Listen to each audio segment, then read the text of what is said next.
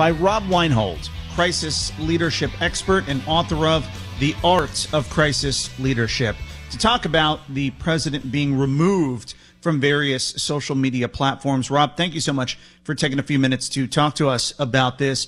And let's start with just the enormity of this decision by these social media companies to, in some instances, permanently ban the current president of the United States.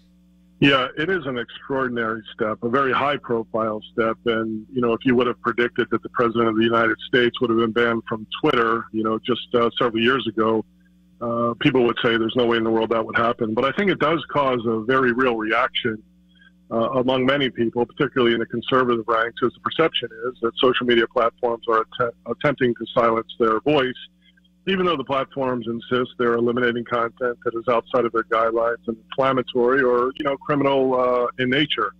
I think more broadly, while social media companies are private companies and certainly have the right to police their channels, I also believe they're under intense scrutiny and struggling with consumer trust. And lastly, I'd say I think that they'd be wise to consider aggressively messaging about their policies and protocols, so the concept of deleting content or suspending accounts is viewed as fair and equitable versus what some would say is arbitrary based on their specific thoughts about people, topics, or issues. I'm joined by Rob Weinhold, crisis leadership expert and author of The Art of Crisis Leadership. You have a number of individuals in Washington, D.C., not just the president, who have been under fire recently for the things that they said and did leading up to the events of January 6th. You have Senator Ted Cruz, Senator Josh Hawley getting a lot of pushback, even from within their own party. As a crisis leadership expert, when you have a client who's in the middle of a storm like that, what's some of the advice that you offer up? Well, first off, I think it's very important to communicate and articulate your position effectively. And kind of going back to the whole concept of being banned, I mean, this serves as a very interesting case study in that leaders, we work with large public companies all the way down to small restaurateurs and individuals. They must really evaluate their earned, owned, paid, and shared communications lanes to diversify the platforms in which they message to their micro communities. And so much like a supply chain in a product-based business, if the supply line or communications channel is interrupted with no redundancy, there's certainly a gap in messaging cadence. And I tell you, I've seen businesses go out of business because they were too reliant on one platform. But I would say from a strategic standpoint, whether you're talking about the Republican Party, I certainly don't pretend to be a political strategist, but I do operate a tremendous amount in the corporate space. But it would seem to me that there's a fracture among the ranks in terms of an impeachment approach or not, and many varying opinions on what the party stands for, potentially both now and in the future, and a real power struggle. And so that said, like any big brand, I think there needs to be an intentional process where the party or the company, so to speak, unifies, they reinvent themselves, they embrace a common ideal or identity, and then clearly communicate what the organization or party represents to, in this case, the American people moving forward. People ultimately have a choice to align or vote with their feet, meaning move in another direction. So again, this isn't a political statement, rather a point of view, as marketplace trust is the ultimate barometer for many organizations. You mentioned companies, and obviously you work with companies and corporations. They came out as well following what took place on January 6th at the U.S. Capitol, and many of them very publicly pulled back on their political donations to politicians who voted not to certify the elections in Arizona and Pennsylvania. Talk about that move and what might make a company do something like that. Well, corporate social responsibility is incredibly important, and I think leaders now have a voice that is, number one, expected to be heard, and number two, the court of public opinion is going to render a verdict very quickly, and they will abandon a brand or a company or a cause that they don't feel comfortable with. And so, as I advise clients, I focus on the tenets of resilient leadership. You never want a company to operate with anything less than an impeccable level of integrity, and certainly effectively communicate. They've got to be decisive and optimistic. They got to assume responsibility for their role and their voice. And again, I think that it's very important for people to understand that in this day and age, anyone with an internet connection and a recording device can wreak havoc on your brand, and people are listening. And so corporate leaders have an immense responsibility to just not run the operations within their companies, but frankly, they're the most important ambassador of their brand. I'm joined by Rob Weinhold, crisis leadership expert and author of The Art of Crisis Leadership. You've been doing this for a long time. The amount of pressure on companies these days to take a stand, whether it's with this current issue the country's going through or the social justice movement during the summer of 2020, is there more pressure on them than you've seen previously?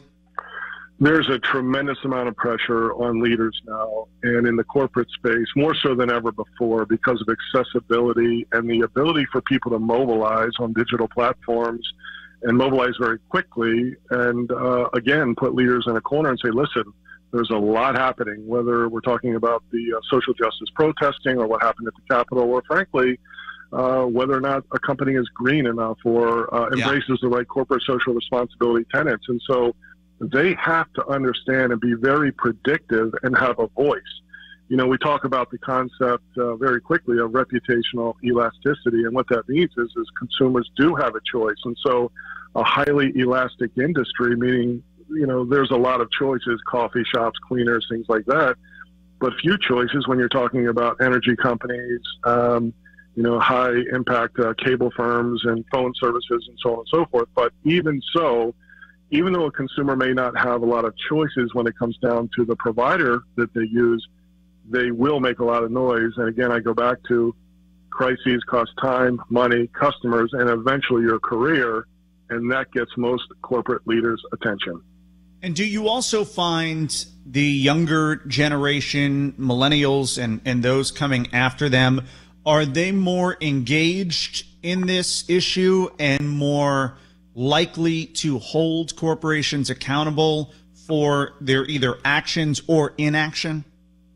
It's very important, I think, particularly for the younger employed workforce, and frankly, younger people as a whole, that they align themselves with brands that make a difference. And so it's important that it's just not about the mission or what they're meant to do, whether it's a product or a service or a nonprofit who fulfills just a meaningful space in the world, but they want to make sure that whoever they align themselves with when they shop or when they decide to make an employment decision, that they're trying to make the world a better place. And, you know, it's funny, I do a lot of keynote speaking, and one of the first things I say to people is, when all is said and done, what do you want to have said and done? When all is said and done, what do you want to have said and done? And I think many people are embracing that concept and really taking a hard look at their own lives and wanting to know that they themselves and who they align with are making a positive difference in the world. And candidly, I think it's a good thing. I'm joined by Rob Weinhold, crisis leadership expert and author of The Art of Crisis Leadership. We're talking about the impact of big tech's ban on President Trump. I know you work with corporations, and we've talked about politicians, but for the average American, with social media being such a dominant force these days and the ability to go viral for something positive or, in a lot of cases, something very negative, what advice would you have for them if they find themselves in a situation where all of a sudden their life is upended and they're getting a ton of unwanted attention after going viral? Do you have any tips for those kinds of situations? We do. We work, again, with large public companies all the way down to individuals, and there's a couple of pieces of advice. One is kind of our mantra, and that is, if you don't tell your story, someone else will, and when someone else tells your story, it certainly won't be the story you want told, so you have to have a voice. And I will tell you, of the hundreds of leaders and organizations I've worked with over time, that those who cycle through crisis the quickest do two things very quickly, and they do it very well. One is they put their hand up and they actually admit and understand that they're losing control and they are in crisis. And the second thing they do is they reach out to their trusted network for help. A lot of people don't want to do that, particularly leaders or even individuals, because they're embarrassed or they have too big of an ego or they just don't know, who to turn to and who to trust. But I would highly recommend, based on many, many years of experience, reach out to those you trust, get an outside perspective, because no matter how good you are at your profession or how much of a presence you are or influencer you are as an individual, when you're in the bullseye, You need help, you need perspective, and you need it now. Rob Weinhold, crisis leadership expert and author of The Art of Crisis Leadership. Rob, really great insight. Thank you so much for taking the time to join us. It's my pleasure. Good luck to you in the future. All right. Thank you so much, Rob.